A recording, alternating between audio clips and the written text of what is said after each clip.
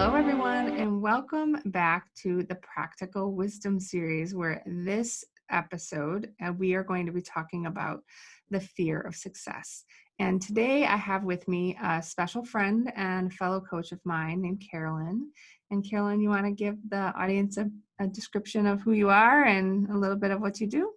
Sure. I'm a life and spirit coach. So I support people that want to step out of their blockages, their interferences, and into their truly empowered, authentic self and utilize their God-given gifts and superpowers to create the life that they deserve. I should sign up. That sounds great. You have some untapped superpowers? We all do. I'm sure there's some in there somewhere. So we did a little pre-warm up before the interview today, but one of the things we wanted to talk to our audience about were practical ideas or practical ways to overcome what I would describe as the fear of success. And so I kind of asked you hey, do you think you have something that you might be able to share on that topic? And you're on this call, so I guess you said yes. So how would you describe fear in the first place? I mean, do you have a way that you see that come up for people?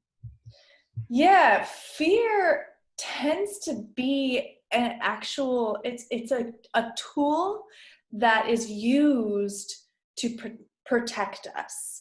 So, and by us, it's usually the identity, the ego, the created identity up into this exact moment. So fear is really used more as a tool of your ego, your identity being like, I don't know, if you go up on stage and speak, someone might say you're bad at that. And so that's its logic way of saying, be afraid of that, because that would put a damper on our identity and who we believe we are. Yeah, that's interesting. So you're definitely the first person I've ever asked the question to that called fear a tool. I think that's a wonderful reframe, because often people are doing everything they possibly can do to get away from fear, but that's kind of in this context then sort of like running away from the hammer, which may make putting the nail in a little more difficult, right? So if we think of fear as a tool, which is lovely, then what is, if we're going to break down all the parts of this conversation, what is success then in a way that you would describe? Success is really anyone's definition. And for me, I believe it as, if I feel truly authentic, I am successful. My whole work is to help people be what they are designed in this lifetime to be. And that's going to keep changing. That success is going to keep changing. If you can be your authentic self, that's a success in my vision, in my book. People may see me as successful, but I might not feel successful. But in somebody else's eyes, I am successful. So it's really a personal definition that I believe comes down to the authenticity, not the kind of cultural, you have money, you're successful, you're married before 30, you're successful. That's actually a cultural concept beliefs. What I work with is in the spirit sense of, are you playing out, are you being your true authentic imprint of this lifetime? That is success. So then if I not nearly as articulately would kind of put that together, essentially if someone is fearful of success, they're running away from their authentic self, totally, literally running from who they are or who they could be. Is that kind of what? Definitely. Okay. Yeah. So why would you do that? Why would people do that? Yeah, that's if you reframe it that way, it's well, why would I run away from being powerful? Why would I run away from being spiritual? Why would I run away from a superpower? Who would do that? So why would people run away from their superpower? What do you got on that question? I don't know. Well, here's the thing. The way that our world has been set up, the way that our culture has been set up, is to create boxes and places for people to be in. So very often the things that hold us back from our personal power and us stepping into our personal power is what other people will think. If I step into my uniqueness, then I won't be like everybody else. And we have this survival program that in order to get love, in order to survive, we have to connect with people, we have to be in community. And so if I was just my own personal story, I used to be a competitive volleyball player. When I got injured and that broke away, I was kind of like, who the F am I? And I lost that power, and then I was scared to step into a whole different box, not even a box, it's a freaking diamond. Like the new space that is possible is often people can't even see it because they're so focused on the community, the family values, that if they step away from those family values, their family will disown them. They won't appreciate them because they'd be different. Yeah. So I think what I heard then is we presuppose that if we are unique, we will then not become part of a collective. Like unique people, unique beings don't belong. Is that like what you're saying? Yeah, it's like a subconscious survival belief, fear thing. Yeah. So I always talk about when I talk about fear, I always call it the lizard brain, and all of my stories in fear have saber-toothed tigers in them. So so it's like when I think of fear and why it's a tool is if the tiger wants to eat me, it's good that I'm scared. I should run fast or hide, maybe hide. I'm not as fast as a tiger. So what about belonging to like that community it must make you feel safe then, right? If so is it kind of comes down to a safety sort of scenario? Yeah, safety and I would say love. So for instance, most children learn very early on the things that mommy will give me love for. If I joke around at the dinner table, mommy focuses on me and gives me love. So even though I might actually not want to be funny or want to control the humor of the situation of everybody's living, whatever, that's how I know to get love. And so that's what I continue to do for the rest of my life. And that's how I've created my identity instead of opening up to something different. So is it like we become programmed to respond in a certain way because it's like a little Pavlov dog kind of thing? Whereas mom's like, you look pretty when you wear a dress, and I hate dresses, but I still wear dresses because mom says I look pretty, kind of like that. Oh, thanks for the treat. Exactly. And that's also why, like, I'm seeing now just with, for instance, social media, like a lot of people are, what do my followers like? What gets me likes? And then they shape themselves by how other people are responding rather than their true imprint and authenticity of themselves. So would it be your perspective then that you would be more accepted if you show up more authentically yourself? Good one. The right people that are here for your authenticity and your truth will show up. It's a trust of that. It's a surrendering to that. I bet surrender causes a lot of fear. Oh, yes. Yeah. Oh, yes. That control, that grip on things. Yeah. Of course. Well, and so I wonder too, though, like you said, sort of to paraphrase, and I might mess it up, but you said like success very often is a cultural construct, right? Where we say, I know for me, when I was in my 20s, success meant I would have 2 kids, a house, be married, and be a CTO by the time I was 30. Those things did not happen, although I overachieved on the kid thing. Like I made 4 of them, so I win. But what I realized is like, I got a lot of those things, like at home, and I had these little humans, and I had a pretty good job. I wasn't CTO, but I was pretty high up, and I was so miserable. Mm-hmm. And I didn't get it because I was like, but I'm successful. And everyone tells me, oh my God, look at you, Jackie. You've done everything you've ever wanted. You're so successful. And I was like, well, then why am I so sad? Mm-hmm.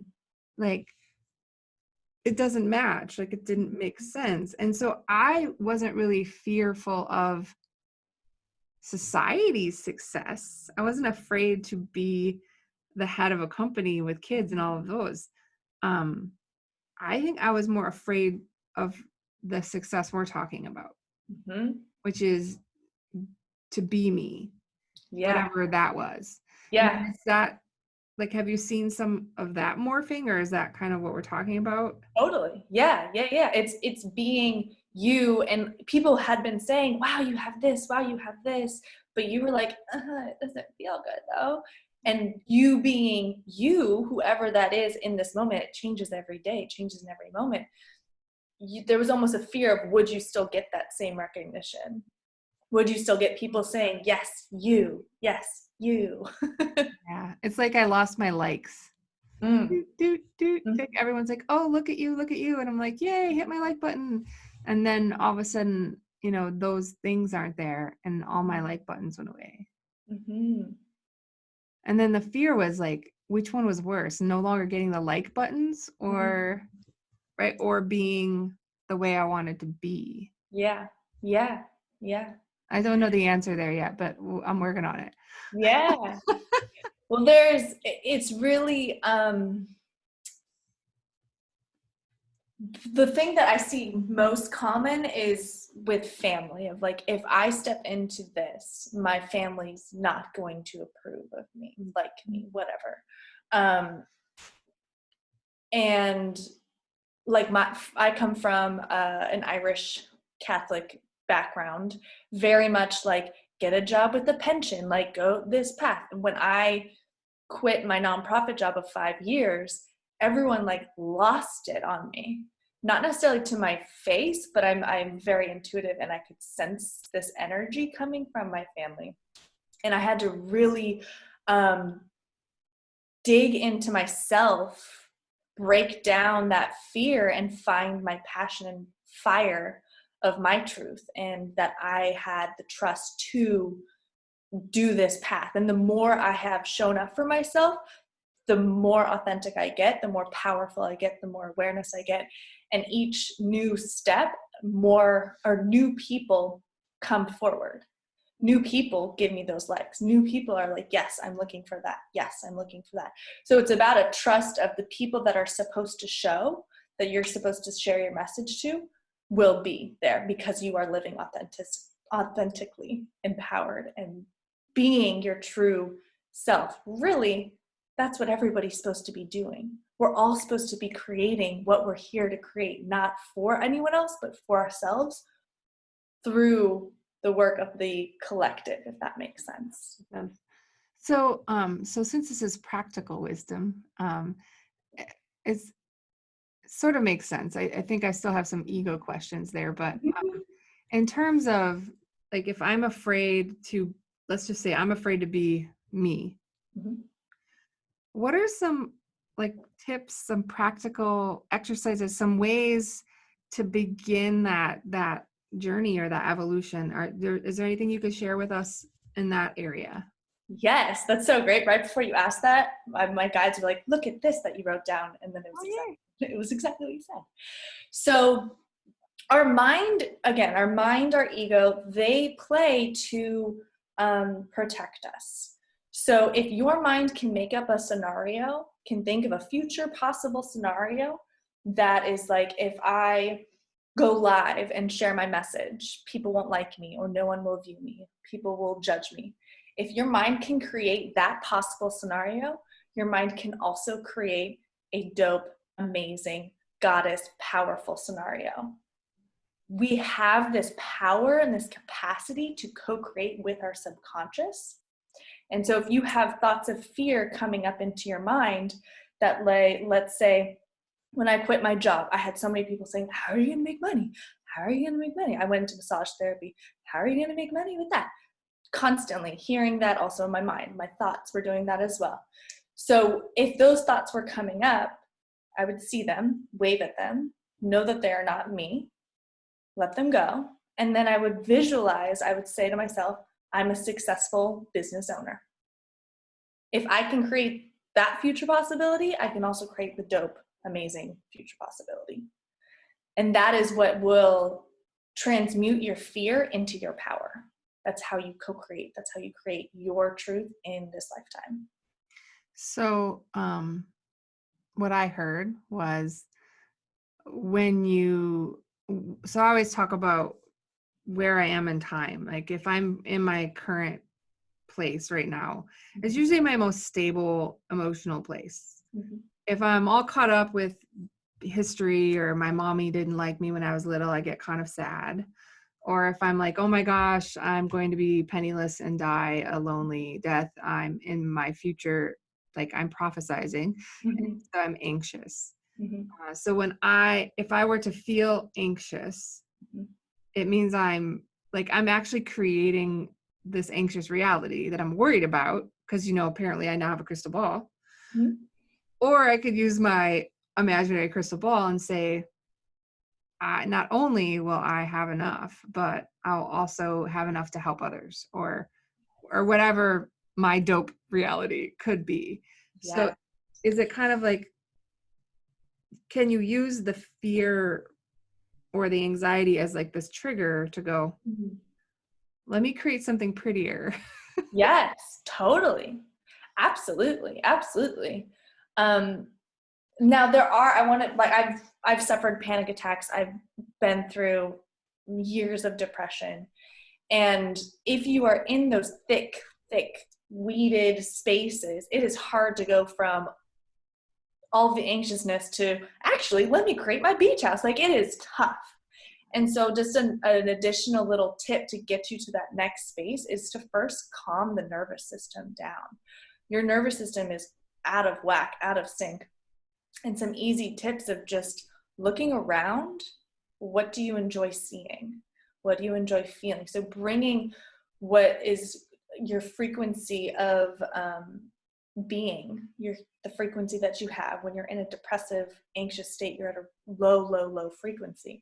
And so to raise that to a state where you're more your true self is to just like notice things that are comfortable. Notice the enjoyment of your sweater. Say things that are true, like, I'm Jackie and I have 4 amazing kids. They might get on my nerves sometimes, but they're amazing because I created them. Thinking things that are true, looking around, things that are comfortable, and that'll help you get to a space to then empower yourself to say, okay, now, that's one thing my mind, that fear is wanting to say. Well, guess what, fear? I have another possibility. Goddess Carolyn stepping up and saying, look at this amazing castle, world, island that I can also have. Neither one, we don't know either in this moment. You don't know which one's true. You're both ridiculous, right? But you may as well, because when you create that other thing, that gives you a space of calmness. It doesn't put you into a fight or flight stress space, because our body and our mind, the chemicals that get released, they don't know what is actually happening. So if you're thinking these thoughts of fear, these anxious thoughts, your body is releasing all the cortisol, which is a chemical that puts you in a fight or flight response that messes with your adrenal glands, that messes with your nervous system. But this castle, this other beautiful image puts you in a state of like, yes, I can achieve that. I recently heard her name is Gabrielle. I don't know her last name. I was watching a show. You might know her. She's got great hair and she's very sassy, but she said, consider the next feeling thought. And I had to dissect it a moment. And what she described was like, you were just kind of saying, you may not be able to go from like the deep, weedy, I'm like trying not to jump level of anxiety to like, what? I'm a superstar.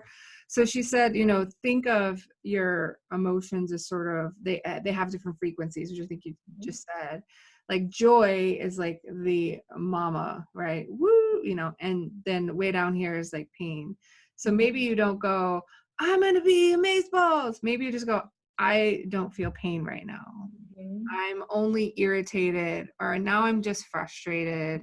I can be forgiving. And like, so then it wasn't like the next right thought. It was the next feeling thought, just to take you up one small step for mankind and one Yeah. step for Jackie, right? But just a Right. tiny step to go so that you could believe yourself. Yeah. That could be a a thought that until you get better at this in terms of practicality, Mm-hmm. you know, you don't go from I'm going to jump to like I'm a superstar, but you can go from I feel like jumping to I feel like sitting down and having some tea. Mm-hmm. Kind of move Or your way. look at this pretty view that I've thought about jumping from. Yeah. Well, and I think the other one that you mentioned, which I love, if you don't mind, I reframe as well, but people forget how much their environment actually affects them. And especially, you know, right now a lot of people are kind of home more often than they may have been before. And I live in the Midwest, so it can be very gloomy in the Midwest for, you know, 9.5 months of the year. So sometimes it's really, for me, it's like opening the shades. Oh, So yes. letting the sun come in and going, oh, that's right, we do have sun in the Midwest. Yeah. Or Yeah. I have like I love like these it's like a sweater. I love wearing kind of these like parka looking sort of things. I don't even care how I look. I just, they feel all soft and snuggly there and warm. And so sometimes it's, you know, if you can't think the next feeling thought, if you can't be from fight or flight out, and maybe breathing isn't helping, Mm-hmm. what's your favorite chair? What's your Mm-hmm. favorite cup? Yeah. You know, what's Yeah. your favorite shirt, your favorite Yeah. earring, your favorite Yeah. glasses? Just like the next piece of your environment that you can quietly and slowly control to just bring some of that peace back, bring some of that joy back. Right. Exactly. Because that original piece that is the fear, that is that lower, it's called the emotional frequency scale, I think. Yeah, I think That that's lowest point, which is usually fear and despair, that's not you. You're not you until you get like midway up, like as in you, who is this co-creator, this spirit self. That fear is not you, that depression is not you, that inner critic thought, those are not you. Those are there to hold you back. Those are there to keep you disempowered to follow the cows in the herd yeah, that our culture likes to control. yeah. If everybody was empowered in their authentic self, there would be world peace. So that brought up something for me that I didn't know was going to bring up. So I'm curious your thoughts on this, but sometimes I feel like fear is a cultural construct for control. Totally. Like, I mean, you said Irish Catholic, so German Catholic here, Yeah. Midwest German Catholic, so you know. Um, and not that I'm very spiritual. I believe in God. I do. But like, I don't know why God would want me to eat fish on Friday. Like, it's like a super small example, Yeah. but like, well, God probably didn't really want that, right? There's actually a big historical reason for all of that. But my point is, like, sometimes I think that fear bubbles up for me when I'm going out of programming. Like if I'm going out of how I know I hate shoulding on people too, but when I'm going out of what I should be. Mm-hmm. You were raised, you eat fish on Friday, you go to church on Sunday, there's these things that you should do. Mm-hmm. And that's I'm a sheep, I'm in my herd, and that's the way that I'm supposed to move. And as soon as I break away from these constructs, like then the fear bubbles, right? Then the unknowings start manifesting, the unknowings start creating these future possibilities where I didn't follow the cultural constructs. Mm-hmm. So that was weird and kind of pontificating, but it sort of came up where you said, you know, we're not programmed actually to all be in the herd. Yeah. But that's where some of the fear for me comes up, having a lot of like Judeo-Christian sort of being raised that certain way. That's been your identity. Yeah. And when we attach and hold to this identity, we're not able to actually be our continuously evolving spirit being. Well, that's an interesting thought too. I never thought about that, but you can't both be solid in state and identity and also be ever changing and evolving. Yeah. I might have to journal on that later. I don't know. I was when I was meditating on this, I asked Spirit to show me some examples for myself that I could share. And one that showed up was that I used to be like die hard sports fanatic of my teams. I live in the Bay Area, so Giants, Warriors, Niners. I also went to University of Oregon, so Ducks. I had like decked out paraphernalia, like all the stuff. And when I started my spiritual journey and like breaking down my identity, that kind of fell off because I no longer like needed that to identify. It was really almost like an anchor point for me. But as I let it go, I was able to see myself in such a different way that didn't no longer defined me. That people used to define me by that. I used to define myself. Dating apps, sports fan, blah, blah, blah. But like that was all else I would say. And that's it, because I don't know. Yeah. Really interesting example, and it helps me with a whole bunch of things. So there's this joke in Wisconsin. I live in Wisconsin. Like, and it's serious. It's like a serious thing. Like if you're not a Packer fan, they might actually kick you out of the state. Like seriously, if you don't eat cheese, they will kick you out of the state. If you don't drink beer, like they will boot you out really fast, right? You know, it's a thing. Now, what makes that difficult is if you identify as someone from Wisconsin, you literally almost feel like you can't be a vegetarian. You can't be whatever's the one you don't eat cheese. I eat cheese. So, you know, like the vegan, right? You can't, like, I don't drink. I haven't drank in, I don't know, maybe 5 or 6 or 7 years or something. Literally choice. Like I'm not recovering from anything. It's like a big problem. Like, well, why aren't you having a beer? Because they don't drink. Oh. What do you mean? Oh, well, are you recovering from some? Like, yeah, from not having personal control of what's going on in my head. But you know, so I think that's interesting that all of those identify as someone from Wisconsin. We identify as a Packer fan, identify these things, but like it's such a deep-rooted identity in our state that like Bear fans will get beat up. Like there is no joke. And I never really thought about that as, because I was like, I asked my husband, I'm like, dude, chill out. Why are you so upset about the draft pick this year? Like he is angry. I don't get it. And he's like, well, they did. We this. And I'm like, you don't play for the Packers, bro. What's up with that? But it's a huge part of his identity. Yeah. And there's nothing wrong with that either. No. But just what it does is it just pigeonholes you. I used to also if the Warriors lost, my day was ruined. My night, I had ex-boyfriends like, I can't hang out with you during the games because that's how, like, if the Warriors won, great. I mean, also, that's why all my teams went to championships in these last 10 years. And some of them won because I was so invested in it. Exactly. But there's this piece of that I can't remember what book it was. I think it was Seed of the Soul, Gary Zukav. I think I was reading that, and that kind of opened my eyes to like, whoa, why do I put so much of who I am in the faith of a team, in the faith of these people that they're just doing their job. They're just like, it's entertainment. I think it's great.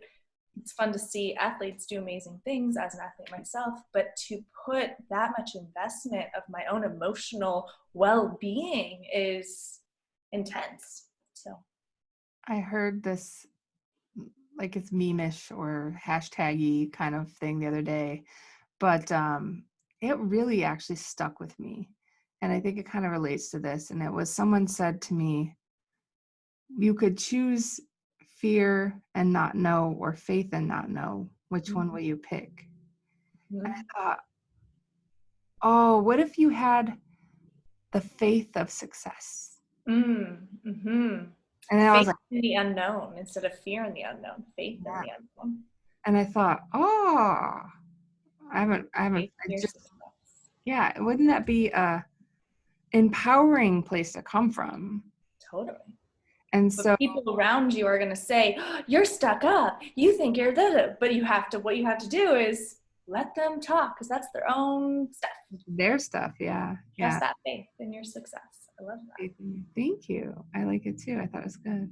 So I think that when we talked before, you had like a poem about fear that you thought was like, because the one thing I hope to be cautious of for people is Mm-hmm.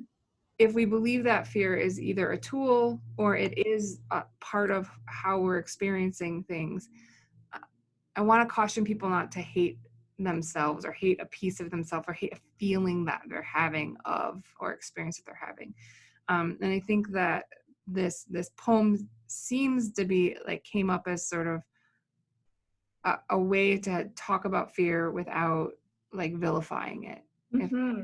and so Yeah. if you think that's true for you, if and you want to share, I think that would be awesome. Yeah, I would.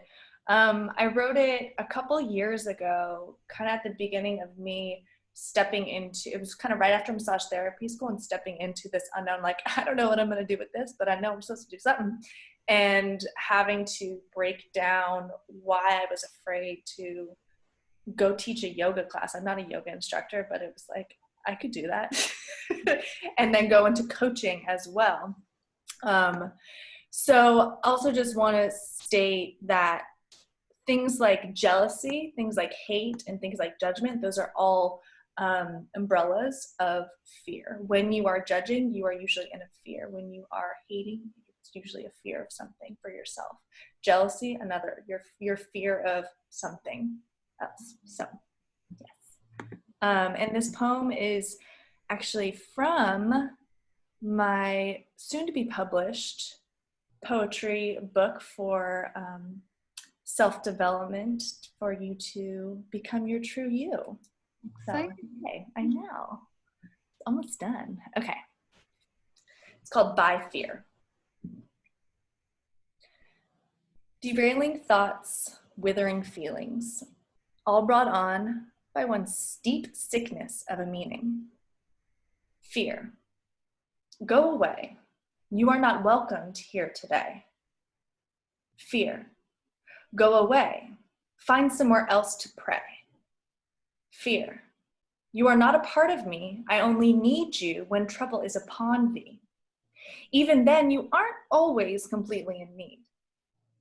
Fear. I appreciate the thought of your protection, but honestly, you block me from seeing my ultimate reflection. So, I'm telling you to pack up your hate, your jealousy, and your judgment today. Leave my mind free because she doesn't need or believe in you anyways. She knows you will be there to keep her safe. This moment is not one of them, so trust in her ways. When you show up, she will see you and inquire why. From there, you'll come to a decision together to move forward in life. That's beautiful. One quick question because I wasn't reading, I was listening. Pray or Prey? I wrote it Prey. I thought maybe. That's very lovely. So any ending words of wisdom or any other practical tips that you might want to share to help someone move from fear to faith? Use it to empower you. Use it as a tool. The fear showing up as like, anytime I know I'm afraid of something, I'm like, oh, something big's coming. Like, I'm afraid of this. I should probably do it. I should probably look at it because it's a way to, as my poem says, see your ultimate reflection. See yourself in a more empowering way, stepping more into your empowering self. Yeah. So like if you're afraid, you could either like innately react, which would be to stay small, or decide to respond, which will help you grow into your bigness. Thank you so much for visiting us today and letting us pick your, I don't like to say that, letting us listen to some of your wisdom and your practical advice. If anyone would be interested in maybe speaking to you or finding out how they could work with you, is there some way that they could reach you? Yeah, my website is carolynhealings.com. Email is carolynhealings@gmail.com. Instagram, social medias, Carolyn Healings. You're in all the places with the like buttons. Yep, all those like buttons. Well, thank you so much, Carolyn. I really appreciate you as Jackie. always, and I look forward to staying in touch. Yay, me as well. So nice to talk with you. Bye.